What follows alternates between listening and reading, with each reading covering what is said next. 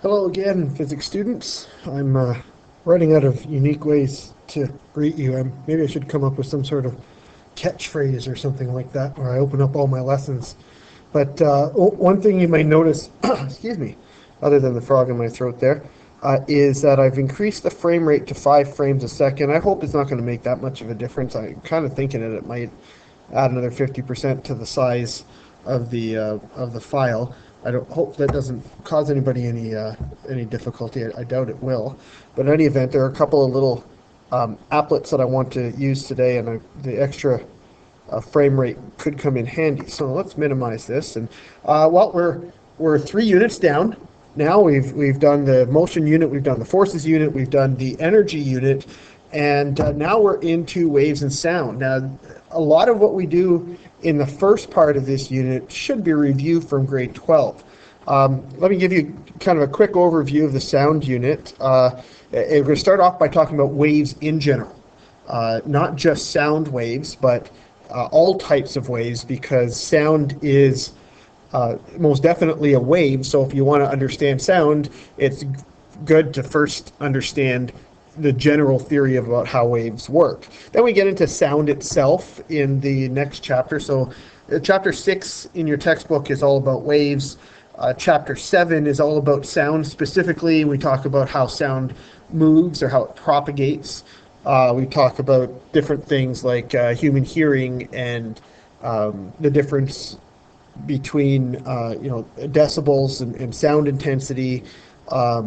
We look at the Doppler effect a little bit as well. And then the last part, we get into music. Just to kind of lighten things up a little bit. A lot of people are interested in music, and we go over how music is achieved. We'll look at some very, very simple types of instruments like a guitar and like brass instruments. We don't get into anything a lot more complicated than this, but it just gives you an overview, the idea that there's a lot of physics that goes into music, and there's a lot of math actually. You may find this unit to be maybe the easiest of the 5. If you continue to put in the effort that you have for everything else, then you will probably find this one a little bit easier. There are some parts of it later on that might get a little bit more complicated, but the first test should be fairly easy. So let's just jump right in. So what is a wave itself? I mean, you can visualize, at least you probably think that you can visualize what a wave looks like, but what makes a wave a wave? So there's a couple of characteristics that all waves have in common. One of them is that they transfer energy.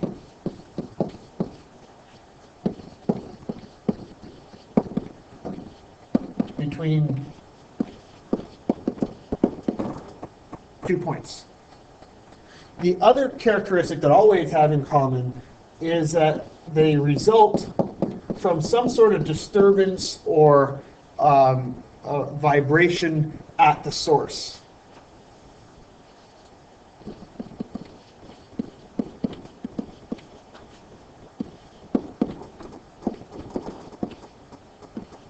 So whatever is creating the wave, there has to be something at the source that is causing some sort of disturbance. Now that disturbance could be to the position of a particle like in a water wave. It could be the position of a particle like in a sound wave. It could be with electric and magnetic fields in electric, magnetic, or light wave.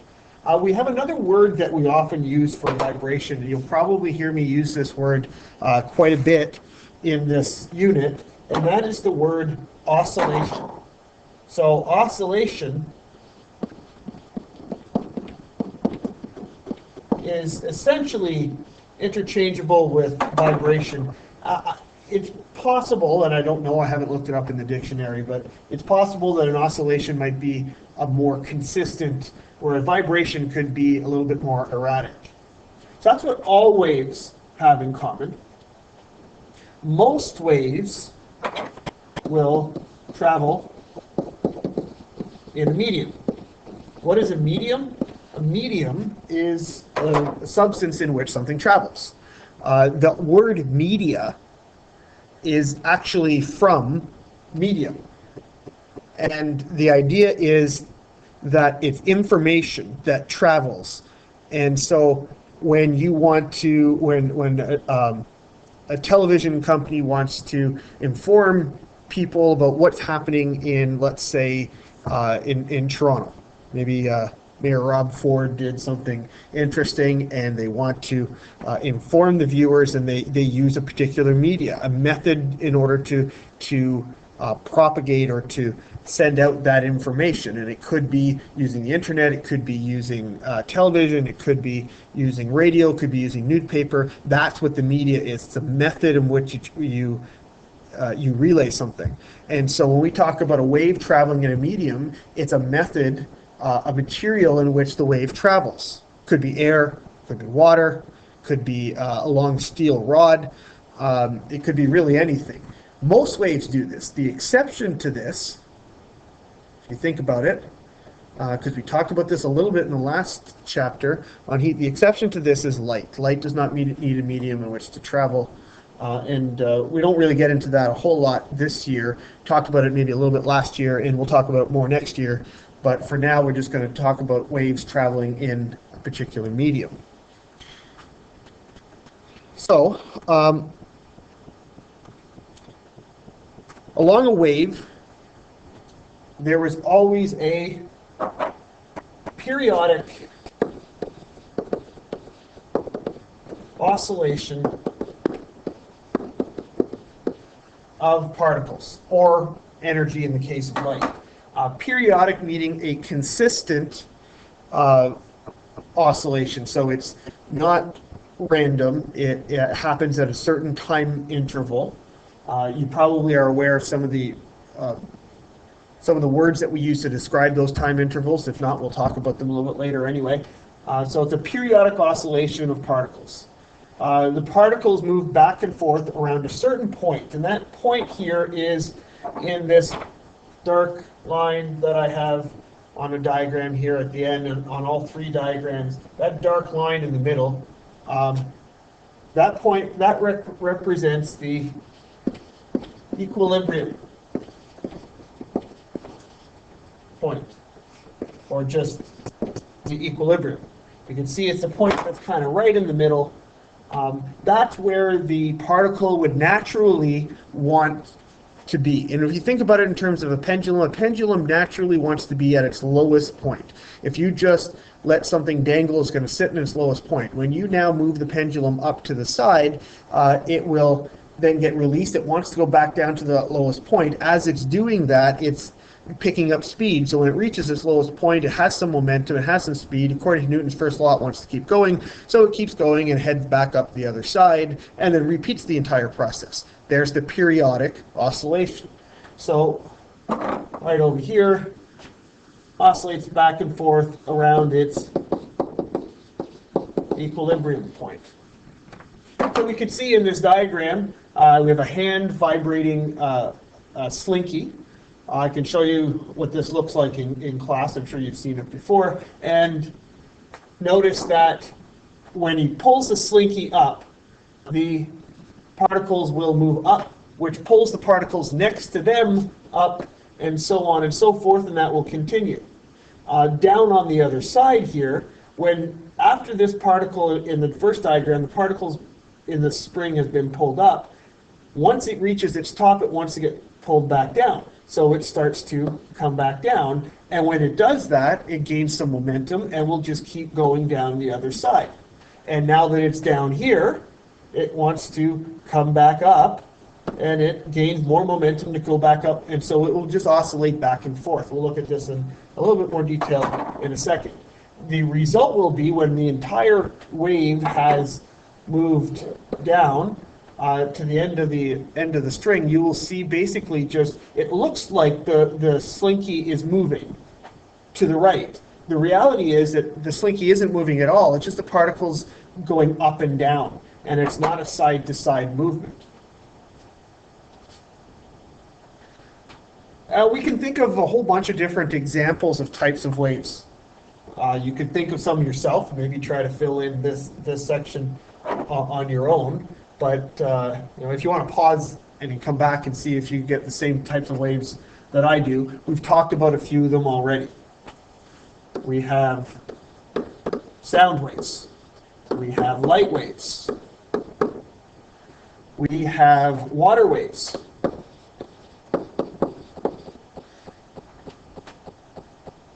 There are waves that occur in earthquakes.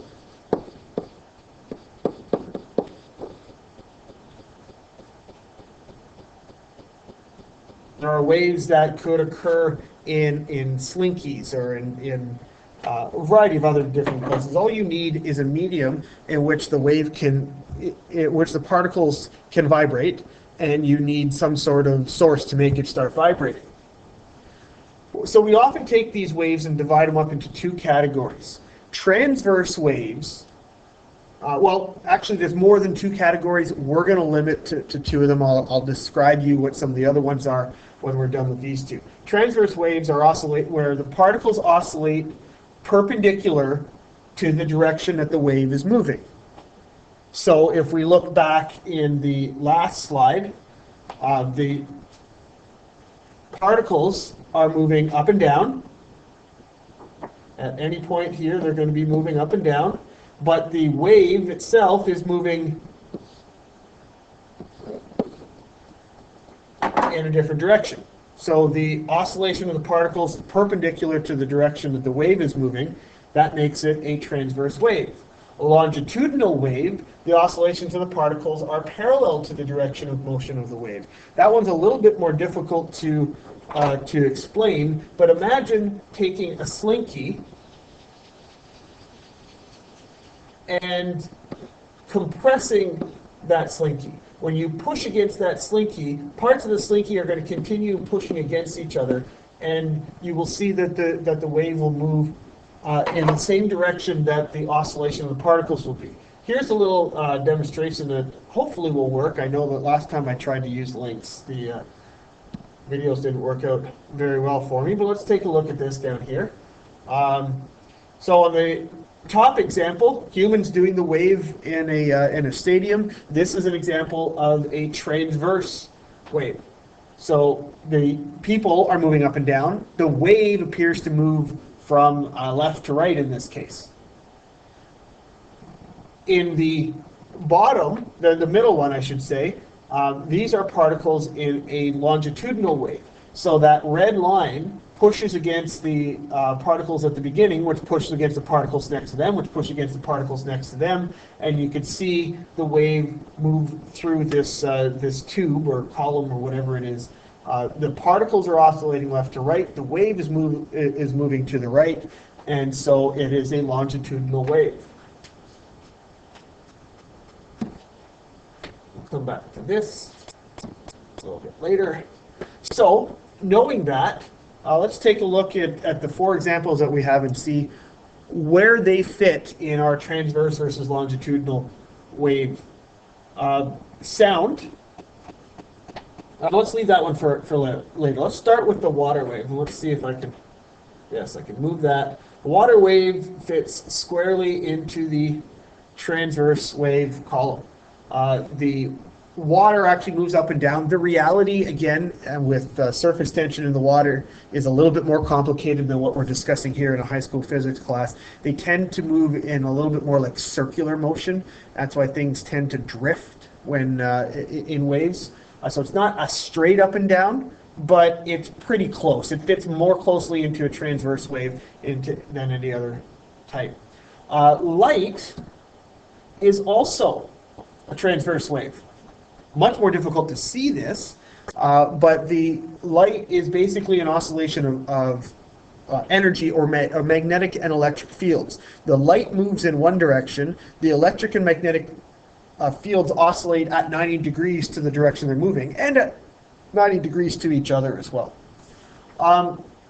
Sound is a longitudinal wave. As I'm speaking right now, I'm compressing the air in my throat, and that air is compressing the air in my mouth, which compresses the air come outside of my mouth, and those compressions of air continue all the way until the mic. And the same thing happens in the speakers in your computer or your earphones, that there'll be a compression of air, and that compression will move. So the air particles are moving in the same direction that the wave is moving. Earthquakes, that's a little bit of a different one. We're going to take an earthquake and we're going to put it right on that line, because earthquakes actually have multiple different types of waves. You've probably, if you've studied earthquakes at all, which I think you probably have in geography, you've heard about maybe S waves and P waves, primary and secondary waves.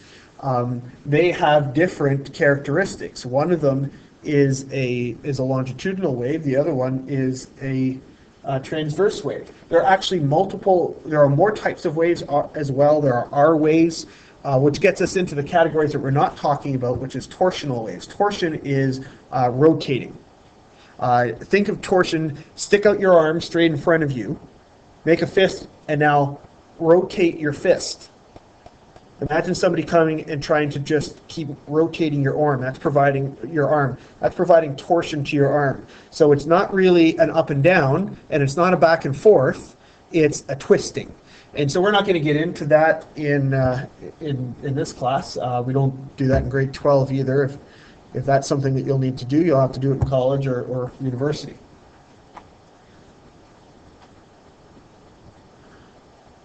So you've probably seen graphs like the one at the bottom of the page when it comes to dealing with waves.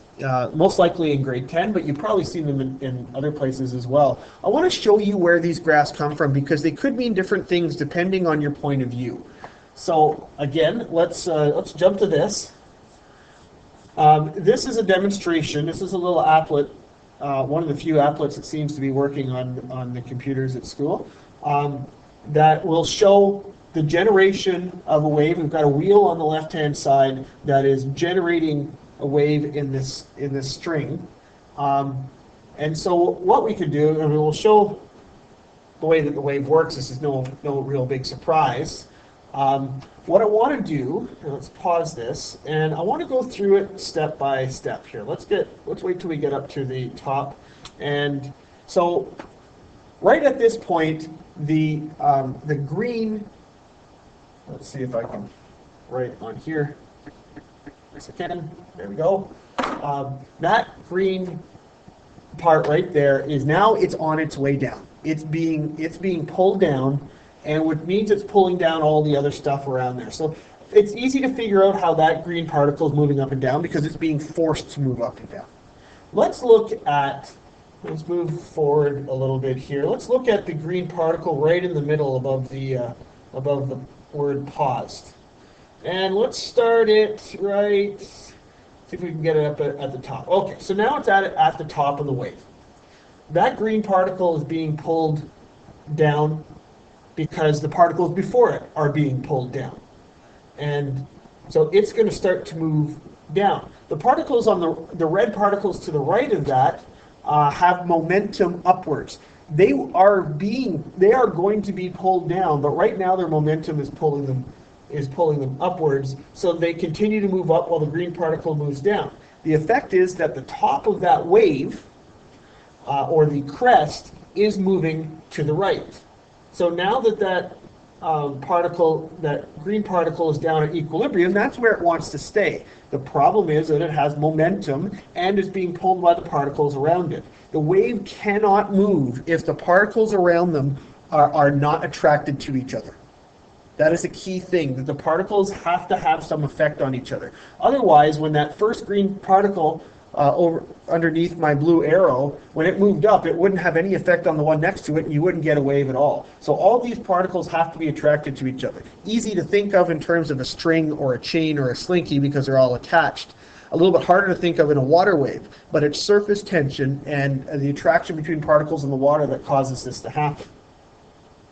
What I would really like to focus on at this point is we can see where we get the shape of the wave that we talked about on the lesson.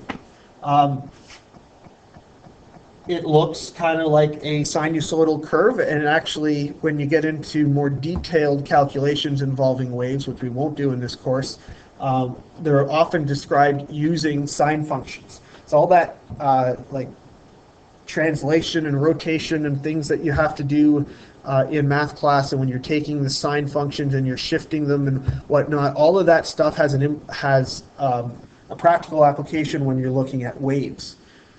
So you can definitely see the shape. So if we wanted to look at that graph, and I'll come back to here for a second. If we wanted to look at that graph, we can definitely see that the shape of the graph looks like the shape of the wave. So we could, and I'll use, let's use blue for this. I could call this axis the displacement. And that's the displacement. The assumption is that it's from, from equilibrium. We've picked one direction and let it be positive. This is a positive displacement, that's a negative displacement. And so we can talk about displacement from equilibrium, and this black line could represent the distance that the wave has traveled. So again, if we jump back over here,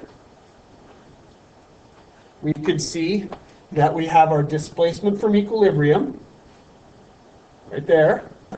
And along the dotted line, that is our x-axis, and that could represent the distance. So at a certain point, a particle, let's say this green one over here that we want to look at, it's got a certain amount of displacement from equilibrium, and it's got at a certain distance. Right, so that makes a lot of sense. But there's another way of looking at it as well. Let's focus on this green particle that I have the arrow over top of. And let's move forward. In fact, let's actually start from, just to be consistent with our graph on the other page. If we look at our graph on this page, the starting point is just probably a little bit below the maximum displacement. So our starting point right over here. You can see that it looks like the particle is on its way down. So if we look at this particle here, again, let me refocus you right there. It's on its way down. And so as time goes by, let's say a certain unit of time, 1 unit of time, 2 units of time, 3 units of time, it's getting closer and closer to the equilibrium. After a certain amount of time, it reaches equilibrium. As time goes on, it is now below the equilibrium point. Let's go back to our lesson over here. If we think of this as time, our particle started above the equilibrium point. As time went on, it reached equilibrium. It continues to move down over here. Let's head back to this. It will eventually reach its low point at the bottom, and then it starts to come back up in the same way that it reaches its low point over here, it starts to come back up. So we can look at this as a displacement from equilibrium, so the same y-axis, but instead look at the x-axis as time.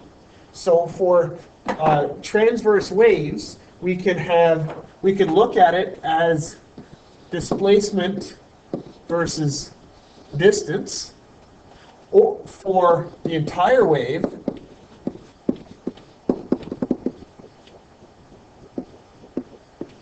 or, as in green, we could look at it as displacement versus time for a single particle.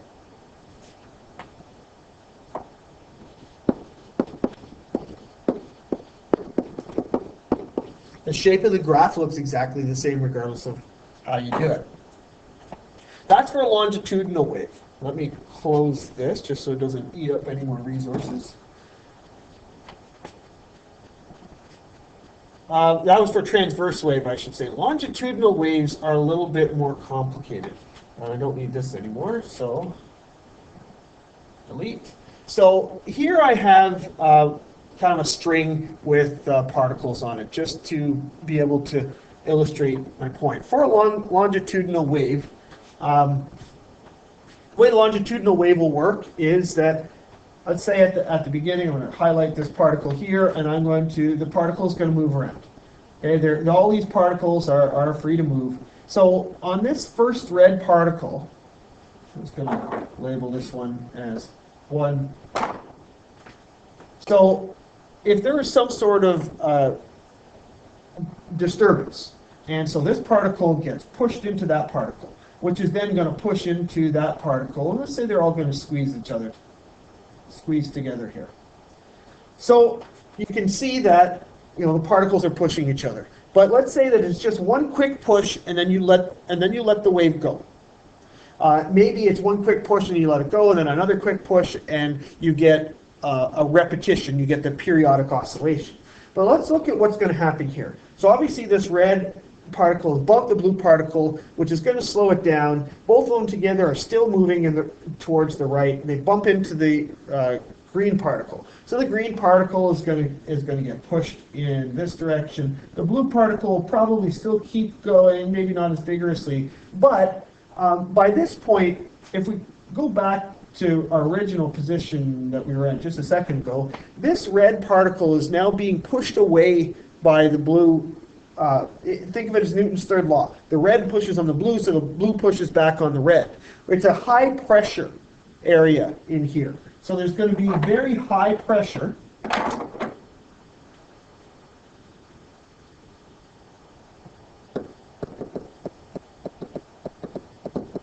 At this point, I would suggest to you that you wait until we're done to kind of jot down any notes here. Just pay attention to what I'm saying, because this diagram is going to change as we go on. Because of the high pressure, it wants to push the particles out of that high pressure area, which means this red particle is now going to start moving back. So it was moving to the right, now it starts moving to the left. This particle here, this green one, gets pushed that way. This one might keep going a little bit, for a little while anyway, maybe not the whole way. And so the green now pushes on the yellow. Our high pressure moves over to that spot. The yellow pushes on the brown one. The green maybe moves forward a little bit. Now the blue particle starts moving back towards the red one, gaining momentum. So it may continue to move a little bit closer towards the red one. This process will continue like that. This one starts to move back. That one moves forward a little bit. These two, the red and the blue, are now starting to interact. The red one has probably been pushed back, which is now going to push the blue one back to collide with the yellow one. This one is going to come over. This pink one's going to come over there. That one's going to keep going. This one's going to move back, and so on and so forth. What you'll end up with eventually is something like this.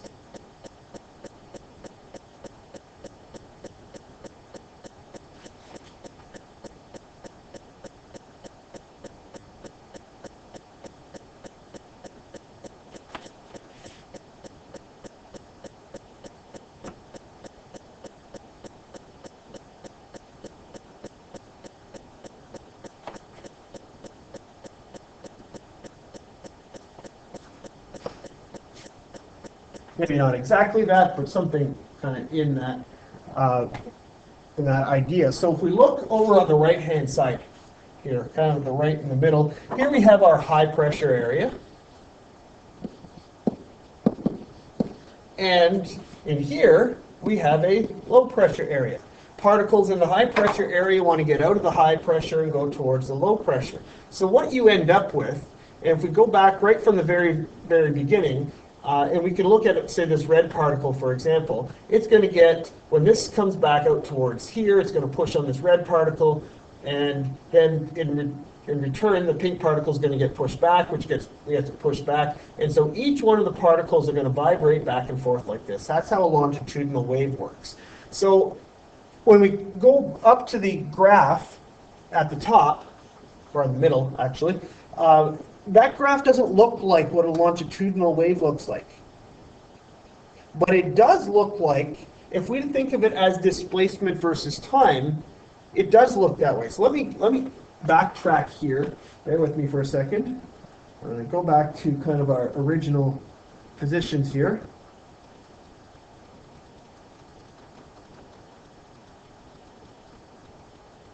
Did I go too far?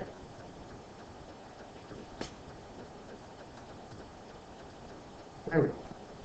So here are our original positions. And so at this point, let's say this red particle right there, that is the equilibrium for that particular particle. As the wave oscillates and you get the particles kind of coming together around it over here to create high pressure areas around it and low pressure areas in the middle, this particle is going to end up vibrating basically from around there to there. It's going back and forth. So if we arbitrarily pick the right as being positive displacement and the left as being negative displacement, you could do it the opposite, it doesn't really matter. You'll see that the particle follows the same type of displacement versus time pattern as we see in the graph above. So you have a positive displacement, comes back down to equilibrium, undergoes negative displacement, comes back to equilibrium, positive displacement, so on and so forth. So that's how the particle moves in a longitudinal wave. So the graph that we use, this sinusoidal type of this sine curve, can be used to describe both longitudinal and transverse waves. Even though it looks like a transverse wave, it is also useful for a longitudinal wave. So knowing that, let's look at some characteristics and terms. This is the part that you should probably already have done before. So some of the major terms that we might end up talking about. This is obviously displacement. So let me label that here as displacement. And let's say for for the first part, I guess, arbitrarily we'll consider this distance. So if this is a distance, then the value from here to here is, along the x-axis, it is also a distance value. It is the distance between two successive points in the wave, which we call, well, it's like a length, so we call it a wavelength. So we give it the symbol, Greek letter lambda. So wavelength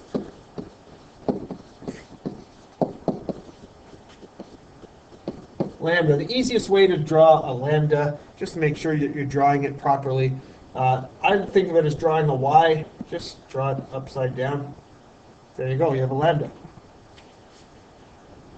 The real one it's a little bit more curvy and whatnot, but we don't need to do that. So wavelength is the distance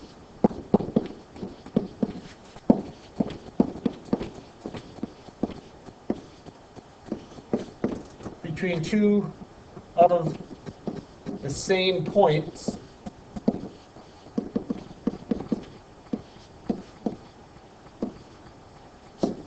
on a wave.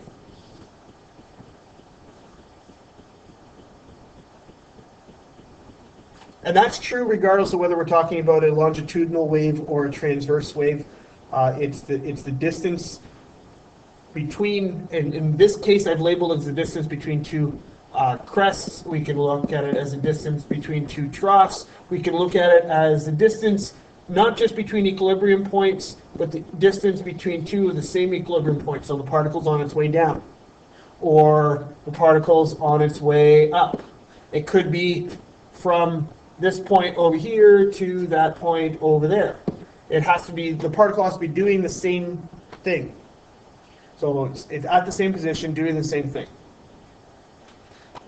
Because it's a length, it's measured in meters, which means any offshoot of that as well, any metric number. So nanometers, centimeters, kilometers. If we're talking about a tidal wave in the ocean, wavelength might be measured in kilometers or even hundreds of kilometers. If we're talking about light, it could be measured in nanometers or even fractions of nanometers. if we, instead of looking at it as a displacement versus distance, if we're looking at this as displacement versus time, then that distance here is not a matter of actual distance. It's not a distance at all. It is a time. And the time that we call that, and the time it takes for one wave, is called the period. We give it the symbol of capital T. I know that might get a little confusing considering that we just finished talking about thermal energy where T was temperature. It should be pretty obvious what the T actually means as part of the question. It's often one way to find out whether people are really, really confused when they're trying to use formulas that are meant for temperature while to try to calculate the period of a wave. So this period is the time for one cycle or one oscillation. We talk about periods in school. We have a periodic motion in school. Every class takes the same amount of time. We run through the same cycle 5 times a day, where you have the beginning of class, you have your lesson, you have the end of class, you repeat that. And so a period is the amount of time it takes for one of those cycles. And so the standard unit is seconds. You can use hours or minutes or whatever else that you like, but our standard unit is seconds. There's a term that kind of goes along with that, and that term, and so the period is the time it takes for one cycle. If we want to look at how many cycles you can get in 1 second, that is called the frequency. And I use a kind of script F. This is what my normal F would look like. That's got a little bit of a tail at the end. It's a way of distinguishing between other quantities that are also used in F, like focal length, for example. So frequency F is how many cycles you get in 1 second. So you can see these two terms are related. The higher the frequency is going to be, the more cycles that you get in per second, the faster it vibrates, it means the period is going to be lower. There's a very simple equation relating the two, that the frequency is 1 over the period. They're totally inversely related to each other. So the actual unit for this is, well, the unit for time is in seconds, and the unit for frequency is 1 over seconds. We have a special name for this, and that is a hertz. 1 hertz is 1 cycle per second. So the electricity that we get in through our outlet cycles at 60 hertz, which means that the voltage actually goes from a maximum down to a minimum and back up to its maximum in a 60th of a second. The period is a 60th of a second. The frequency is 60 hertz. You can actually see this, and when we get into the electricity, I hope to demonstrate this with Christmas lights. If you plug Christmas lights in, or some sort of light bulb that you can plug in, a tungsten filament light bulb. It doesn't work with compact fluorescence, but if you use a tungsten filament light bulb and you swing it in a circle, you can actually see it go out and then back on as it's going through that circle. You have to swing it fairly fast in order to see it. So wavelength, period, frequency. A couple of points that we might want to talk about down here. We've already mentioned them. The bottom point is called a trough. The top point is called the crest of a wave. We've talked about the equilibrium points as well. And so that kind of wraps up most of the terms that we need to know. Another thing that you probably did last year was the wave equation. This will mean a little bit, for those of you who are in my grade 10 class, you know that we went over this before. I know not everybody did. A lot of people were just saying, here's an equation, go ahead and use it. But this is where the equation comes from. We know now, especially having gone through our first unit, that the definition of speed is distance over time. We also know, however, that for one cycle of a wave, the wave travels the total distance of one wavelength. And it takes one period in order to do that. Those are both definitions. So go back and look at what we just talked about a couple minutes ago on the last slide if you're confused about where those come from. The wave travels a distance of lambda in a time of t. So if we replace d and t with lambda and capital T for period, then we get kind of a new formula for speed. But we also know that frequency is 1 over the period. So lambda divided by t is the same thing as lambda times 1 over t, which is the same thing as lambda times f. So we get this equation, v is equal to f lambda or lambda f, doesn't really matter. And there we have it. If we look at the units for this, lambda is in meters. So I have meters times hertz, but remember a hertz is just a cycle per second, so it's 1 over seconds. Meters times 1 over seconds gives you meters per second, and there we have our speed. Just because the units match up does not mean that the equation had to be this way. The units would match up even if we put a constant in front there, but if the units don't match up, then our equation doesn't work. So let's look at a couple of really quick, easy examples. Light travels at 3 times 10 to the 8 meters per second in air. Determine the frequency of 500 nanometer light. So the 500 nanometers, that is a wavelength. 500 nanometers. A nanometer is 10 to the negative 9 meters, which makes this 5 times 10 to the negative 7 meters. Metric conversions again. Your speed is 3 times 10 to the 8 meters per second, and we want to know what the frequency is. So v equals f times lambda. Rearrange for f, you get f is equal to v over lambda. I expect nobody to do this incorrectly. Yes, you might have the occasional brain cramp and not get it, but this is about as easy a rearranging equation as you're going to be able to get. So if this is something that you don't get perfectly 99.9% of the time, then you need to figure out exactly what it is that you're doing. Come and see me for help, or go back to some of the stuff that we did at the beginning of the year. Plug your numbers in, and I'll give you a little trick for being able to do this without having to resort to a calculator.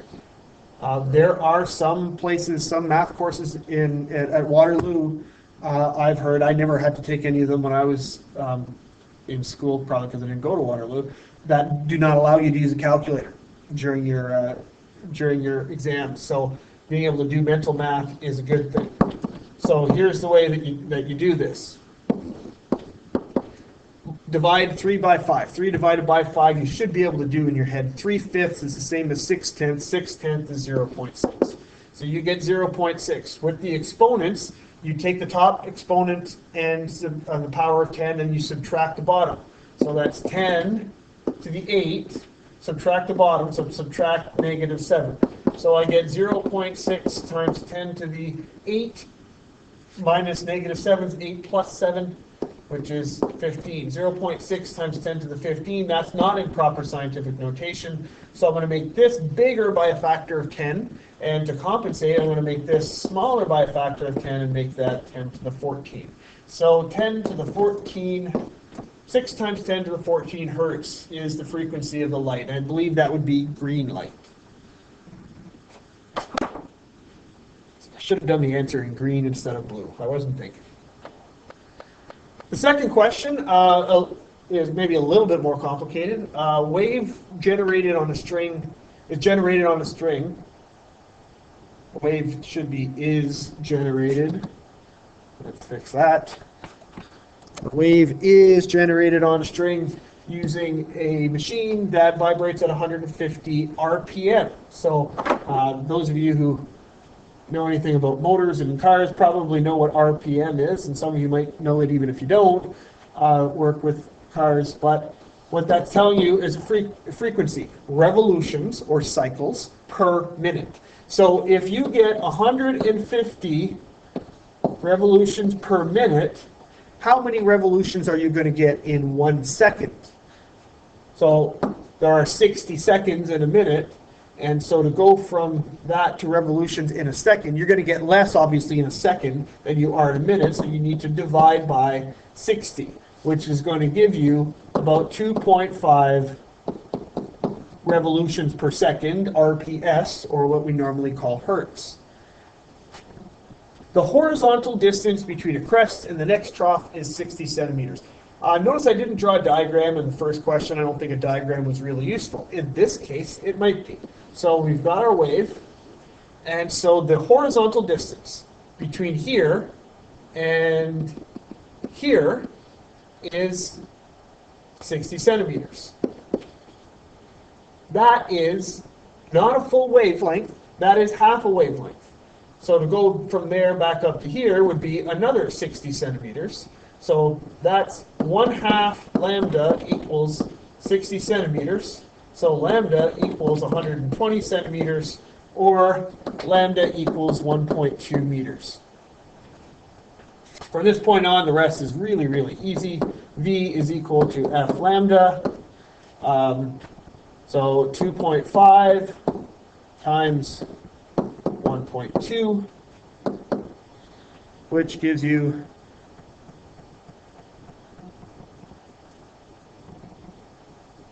exactly 3 meters per second.